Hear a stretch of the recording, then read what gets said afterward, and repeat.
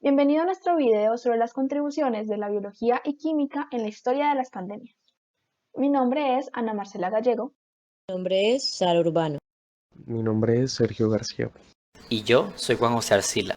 Con este video tenemos la intención de brindarte la posibilidad de aprender mucho más acerca de, primero, las pandemias que han afectado a la población humana a lo largo de la historia y segundo, qué agentes causales han ocasionado las tres pandemias más importantes en la historia reciente. Ahora bien, este video seguirá el siguiente orden. Iniciaremos este video aclarando la definición de endemia, epidemia y pandemia, para poder distinguir entre ellas efectivamente. Proseguiremos dando un breve repaso a través de las pandemias más relevantes que han afectado a la humanidad. Posterior a esto, explicaremos más a profundidad la influenza, el VIH-Sida y el coronavirus, para dar a conocer sus agentes causales y responder preguntas como ¿qué tipos de virus son? ¿Cómo mutan? ¿Qué tratamientos existen para combatirlos? A partir de responder esas incógnitas, reconoceremos el papel que han jugado la biología y la química para llegar a su solución. Existen tres términos para referirse a una enfermedad dependiendo principalmente de la propagación que tenga esta, y son endemia, epidemia y pandemia. Cuando nos referimos a endemia, es una enfermedad cuya propagación se da en un país en un tiempo fijo y generalmente es corta. En cambio, una epidemia es una enfermedad que se propaga en todo un país rápidamente y afecta a un gran número de personas. Se le denomina pandemia a una nueva enfermedad cuya propagación se extiende a nivel mundial, y gran mayoría de las personas no poseen la inmunidad contra el patógeno que la causa, indiferentemente de la edad o salud del individuo. En la gran mayoría de los casos las gripes se denominan como pandemias debido a su facilidad al momento de ser transmitida. Cabe resaltar que la Organización Mundial de la Salud es la encargada de otorgar dicho título a las nuevas enfermedades que se presentan. En total se tienen registro de 8 grandes pandemias a lo largo de la historia, las cuales son: la peste de Justiniano es la primera pandemia de la que se tienen registros y la causante de la pérdida del 40% de la población de Constantinopla. Se le llama peste de Justiniano porque incluso el emperador Justiniano la contrajo, pero no fue la causa de su muerte. La peste negra es una de las mayores pandemias que la humanidad ha sufrido, siendo el brote más severo en el siglo XIV entre 1346 y 1353, erradicando gran parte de la población europea en dicho intervalo de tiempo. La viruela es una enfermedad que se caracteriza por su alto índice de diseminación, obteniendo tasas de mortalidad del 30%. Se registran casos de viruela en América a causa de los españoles que eran portadores asintomáticos, causando la muerte de gran parte de la población aborigen. Solo fue hasta el año 1977 que se registró el último contagio y a día de hoy se considera extinta. La gripe española es conocida por este nombre debido a que esta nación neutral durante la guerra hizo seguimiento mediático de la pandemia. La propagación de esta enfermedad se inició en los últimos instantes de la guerra cuando se registró el primer caso en marzo de 1918. Se extendió por todo el mundo debido a las tropas que se esparcían por Europa, llegando a morir alrededor de 20 a 50 millones de personas. La gripe asiática, o también conocida como gripe aviar, debido a la sospecha de su proveniencia, es una enfermedad causada por el virus H2N2. Se registró el primer caso en 1957 en la península de Yunnan, China. En total se registraron 1 millón de muertes a causa de esta enfermedad. La gripe de Hong Kong toma lugar 10 años después de la gripe asiática. Se originó por una variación del virus H2N2 conocida como H3N2, dejando 1 millón de víctimas. El virus de inmunodeficiencia adquirida o VIH es una de las pandemias más recientes que vive la sociedad actual y que a día de hoy se sigue expresando. Los primeros casos de VIH datan del año 1981, cuando médicos estadounidenses empezaron a observar que había grupos de pacientes con enfermedades poco comunes. Los primeros casos se detectaron entre homosexuales de Nueva York y California. Hasta la actualidad se estima que este virus ha podido causar alrededor de 25 millones de muertes en todo el mundo. La gripe por coronavirus es causada por una variación de un virus del género corona, conocido como COVID-19. Esta es la pandemia más reciente, siendo esta declarada por la OMS como tal en el año 2020. El primer caso se registró en la ciudad de Wuhan, China. Ahora bien, empecemos con la influenza respondiendo desde la biología a preguntas como ¿qué tipo de virus es la influenza? ¿Qué significa H1N1, H2N2, H3N2, entre otras denominaciones?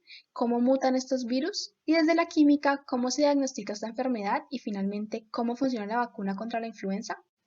Como se presentó en la cronología anterior, en el siglo XX se dieron 3 pandemias y todas con un común denominador. Cada una fue causada por una variación del virus de la influenza tipo A. La influenza es un virus ortomixoviridae de ARN del género Influenza virus. Existen 4 tipos diferentes, A, B, C y D, los cuales se distinguen por su velocidad de replicación. Los causantes más comunes de las epidemias o pandemias son los virus de la influenza A, y esto sucede cuando se desarrolla una nueva combinación del virus llamado subtipo. Seguramente en la cronología notaste que se hablaba de H1N1, H2N2 y H3N2. Pues bueno, estos son todos subtipos del virus de la influenza A. La H y la N hacen referencia a 2 proteínas superficiales, la hemaglutinina HA y neuraminidasa NA. Y los números significan qué tipo del gen son, pues existen 18 tipos de hemaglutinina y 11 de neuraminidasa. Entonces, a partir de la proteína superficial que tenga el subtipo, se nombrará respectivamente. Para ejemplificar esto, veamos la H2N2 y H3N2. Estos subtipos tienen diferente hemaglutinina, pero la misma neuraminidasa. Estas 2 proteínas son importantes porque la hemaglutinina permite que el virus ingrese e infecte las células de las vías respiratorias sanas y la neuraminidasa permite que el virus de la influenza se libere de una célula infectada e infecte a las demás células. Ambas generan que el sistema inmune desarrolle anticuerpos específicos con la intención de inhibir estas proteínas, por lo cual se les conoce como antígenos. La mutación se vuelve de suma importancia para entender estos virus. Hay 2 maneras por las cuales pueden cambiar, la variación antigénica menor y la variación antigénica mayor. La primera se refiere a pequeños cambios en los genes del virus que ocurren constantemente a medida que se replica. Estas mutaciones dan cambios en las proteínas superficiales, hemaglutinina y neuraminidasa. La segunda se refiere a mutaciones tan importantes que dan lugar a una nueva hemaglutinina, neuraminidasa o ambas proteínas. Esto llevaría a un nuevo subtipo de la influenza. Es importante recordar que los virus de la influenza no solamente atacan a los humanos, también pueden darse en otros animales, como aquellos que se crían para el consumo humano. Si en un animal de corral hay un virus de la influenza y este muta, permitiéndole pasar del animal al humano, lo más probable es que el sistema inmune de las personas no vaya a tener las capacidades para atacar efectivamente el virus, y esto abre la posibilidad a que surja una pandemia. La influenza puede resultar difícil de diagnosticar en función exclusivamente de los signos y síntomas porque estos pueden ser similares a los de cuadros causados por otros agentes infecciosos, como el virus de la gripe común. Las pruebas de diagnóstico disponibles para la influenza incluyen el cultivo viral, pruebas serológicas, prueba rápida de detección de antígeno, reacción en cadena de la polimerasa, transcripción reversa, ensayos de inmunofluorescencia y ensayos moleculares de detección rápida. Las muestras se deben tomar dentro de los 3-4 días de la aparición del cuadro y la rapidez con la que se obtiene el resultado varía dependiendo del proceso. Ahora veamos un ejemplo. Los ensayos moleculares de detección rápida son una especie de prueba molecular de diagnóstico de la influenza para detectar los ácidos nucleicos del virus en especímenes de las vías respiratorias superiores, con alta sensibilidad y especificidad. Los ensayos moleculares aprobados por la FDA arrojan resultados en aproximadamente 15 a 30 minutos. La vacuna está diseñada para atacar la hemaglutinina del virus y el atomizador nasal ataca la hemaglutinina y la neuraminidasa. Como se mencionó, los virus de la influenza están en constante cambio, por lo cual la vacuna debe estarse actualizando. Este cambio en los virus se registra a partir de la caracterización antigénica, pues se comparan los virus estudiados para ver qué tan similares son. Esto se realiza a través del ensayo de la inhibición de la hemaglutinina y como se muestra en la parte de abajo de la tabla, este proceso mide que también los anticuerpos reconocen el virus y según esto se evalúa si es necesario actualizar la vacuna o no.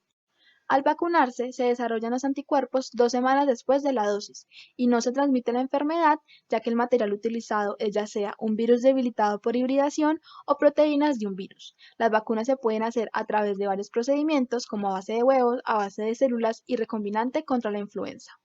Avanzamos con el VIH-Sida y en este apartado queremos responder preguntas como ¿qué significa VIH-Sida? Desde la biología, qué tipos de virus causa esta enfermedad, qué estructura tiene, cómo ataca al hospedero, diferencias entre dos tipos de virus del VIH y, finalmente, desde la química, qué tipo de tratamientos hay para combatir esta infección.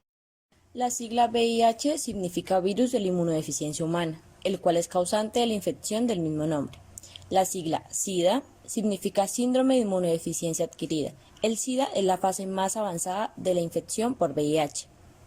La infección puede ser causada por una de dos retrovirus relacionados, VIH-1 y VIH-2, que van desde el estado de portador asintomático hasta procesos debilitantes y fatales relacionados con el sistema inmunológico. El VIH pertenece a la familia de los retrovirus humanos, dentro de la subfamilia lentivirus. Los 4 retrovirus humanos conocidos pertenecen a dos grupos distintos, los virus linfotrópicos de células T humanas, VLC-TH1 y VLC-TH2, que son retrovirus transformadores, y los virus de la inmunodeficiencia humana, VIH-1 y VIH-2, que son virus citopáticos. El VIH consta de una bicapa lipídica externa como envoltura, donde se encuentran diferentes proteínas membranales del huésped, además de glicoproteínas virales asociadas en trímeros o tetrámeros. Por debajo se forma la matriz viral de estructura icosaédrica y en el centro se encuentra la cápside que se asemeja a un cono. A excepción de los desoxirribonucleótidos, dentro del cono se encuentran las proteínas virales más las 2 cadenas idénticas de ARN y un par de iniciadores de ARN transferente. El VIH, como cualquier otro retrovirus, posee un genoma de ARN de cadena simple que depende de una sola enzima, la cual es la retrotranscriptasa, para convertir su ARN genómico en ADN que es posteriormente integrado en el genoma celular. El VIH infecta principalmente a los linfocitos T colaboradores, aunque también algunas variedades de los fagocitos. Lo que tienen en común estas células es la presencia en su superficie de las proteínas denominadas receptores CD4, que el virus necesita para poder introducirse y reproducirse. La función principal de los linfocitos TCD4 es la de activar el propio sistema inmune, ya que avisa de la presencia de patógenos o de reproducción errónea de células. Tras introducirse el virus en los linfocitos TCD4, los neutraliza, impidiendo que hagan su función de defensa del organismo, por lo que pueden aparecer otras enfermedades. Sin tratamiento, el VIH puede gradualmente destruir el sistema inmunológico y evolucionar al SIDA. El VIH-1 y el VIH-2 provienen de diferentes saltos interespecie de virus que infectan en la naturaleza a poblaciones de simios en África. Tienen un 45% de homología genética y una organización genómica similar.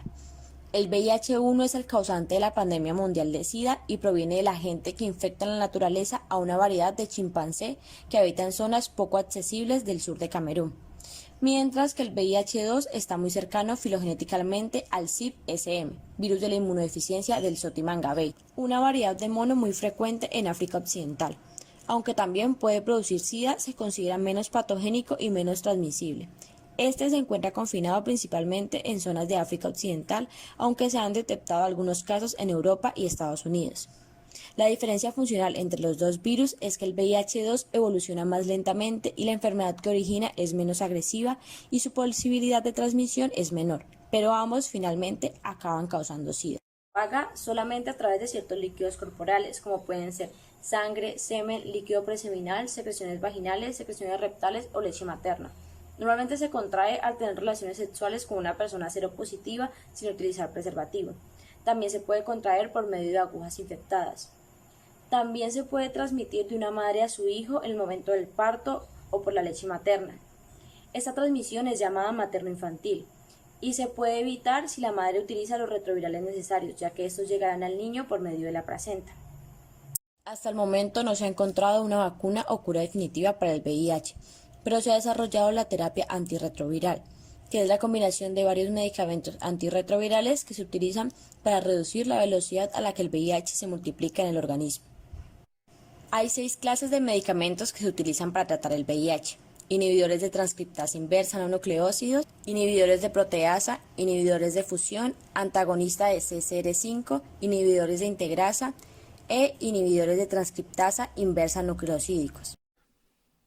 Para darle cierre a este video terminaremos explicando el agente causal de la pandemia más relevante del momento, el COVID-19, pues este nuevo coronavirus tiene en grandes aprietos a todos los países del mundo, llevándonos a refugiarnos en nuestros hogares y parando en seco toda la vida diaria de las personas. En esta sección queremos responder preguntas desde la biología como ¿qué es un coronavirus? ¿Qué tipos de coronavirus hay? ¿Cómo mutan? ¿Cuál es su estructura? Y desde el campo de la química, una pregunta muy importante como lo es ¿cómo va el desarrollo de la vacuna para este nuevo coronavirus? El SARS-CoV-2. Los coronavirus son una extensa familia de virus que pueden causar enfermedades tanto en animales como en humanos. En los humanos se sabe que varios coronavirus causan infecciones respiratorias que pueden ir desde un resfriado más común a una enfermedad más grave. 3 de los 7 coronavirus causan infecciones respiratorias en los seres humanos mucho más graves e incluso a veces mortales que los demás coronavirus, y han causado brotes importantes de neumonía durante el siglo XXI.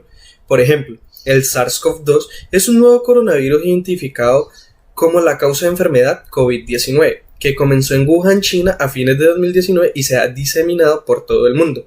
El MERS-CoV se identificó en 2012 como la causa de síndrome respiratorio de Oriente Medio, MERS. El SARS-CoV se identificó en 2002 como la causa de brote de síndrome respiratorio agudo grave, SARS.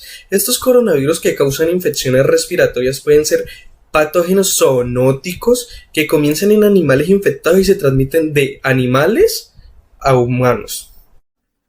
Mutaciones. El SARS-CoV-2, la mutación es un aspecto monótono de la vida para un virus de ARN, debido a que estos virus emplean un ARN polimerasa intrínsecamente propensa a errores para la replicación. Sus genomas acumularán mutaciones durante cada ciclo de copia. Además, estos ciclos pueden ocurrir en el orden de las horas, asegurando que se genere una población diversa de virus dentro de un solo huésped infectado. Si bien esta sorprendente capacidad de mutar alimenta el motor de cambio evolutivo, la mayoría de las mutaciones afectan negativamente algún aspecto de la función del virus y se elimina por selección natural. Por lo tanto, aunque una mutación que cambia la forma que se transmite, un virus o su virulencia puede aparecer fácilmente en una población de virus. No se extenderá a altas frecuencias a menos que sea selectivamente ventajoso.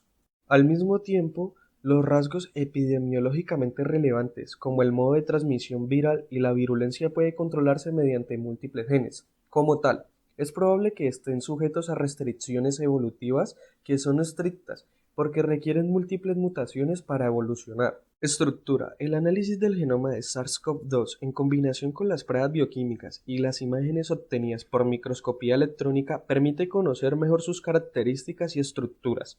Los investigadores han determinado que la parte más variable del genoma del coronavirus se encuentra precisamente en el dominio de unión al receptor de la proteína S, una proteína necesaria para la invasión del virus en humanos.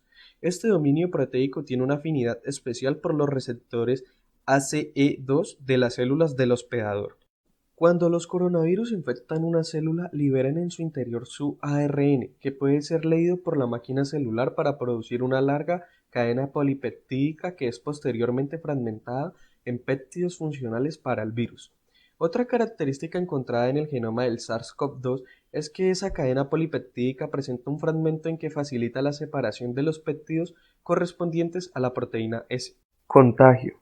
Una persona puede contraer el COVID-19 por contacto con otra que esté infectada por el virus. La enfermedad puede propagarse de persona a persona a través de las gotículas procedentes de la nariz o la boca, que salen despedidas cuando una persona infectada tose o exhala.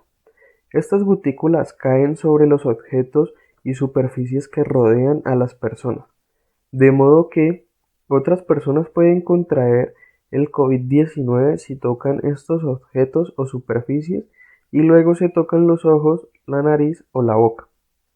También pueden contagiarse si inhalan las gotículas que haya esparcido una persona con COVID-19 al toser o exhalar. Por una parte, la similitud del genoma de SARS-CoV-2 con el del virus SARS-CoV-1 plantea la posibilidad de utilizar o adaptar estrategias que han mostrado potencial en SARS, a la enfermedad causada por SARS-CoV-2. Por otras, muchas de las aproximaciones para hacer frente a los virus dependen del reconocimiento de moléculas, bien ARN, bien proteínas. En este sentido, interesará diseñar los agentes terapéuticos para que reconozcan moléculas con baja probabilidad de sufrir cambios. Por otro lado, tenemos la actualización de una vacuna que usa agentes patógenos inertes del virus que provoca COVID-19. Fue administrada a 8 macacos que posteriormente fueron contaminados artificialmente, según los resultados del ensayo. Los 4 monos que recibieron la vacuna en dosis altas no tenían ningún rastro del virus en los pulmones 7 días después de la contaminación, asegura el laboratorio. Los otros 4 monos a los que se les administró la misma vacuna pero en dosis menores tenían mayor carga viral en el organismo pero también conseguían resistir ante la enfermedad. Estos resultados deben ser válidos para la comunidad científica. Y con esto cerramos el video. Muchas gracias por tu atención, esperamos que hayas aprendido mucho. Recuerda darle like y suscribirte al canal.